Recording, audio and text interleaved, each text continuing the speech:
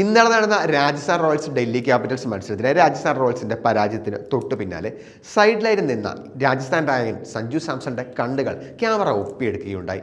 ആ കണ്ണുകൾ നിരാശ അത് പ്രകടമായിരുന്നു. സഞ്ജു സാംസനെ സംബന്ധിച്ച് അദ്ദേഹം മനോഹരമായി കളിച്ച മത്സരമായിരുന്നു.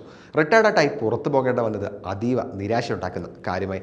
അതിനുശേഷവും ടീം നന്നായി കളിച്ചു. എന്നാലും അവസാന നിമിഷത്തെ മണ്ടത്തരങ്ങളും അബദ്ധങ്ങളും കാരണം കളി കൊണ്ടുപോയി ഡൽഹിയുടെ കയ്യിൽ വെച്ചു കൊടുക്കുകയായിരുന്നു.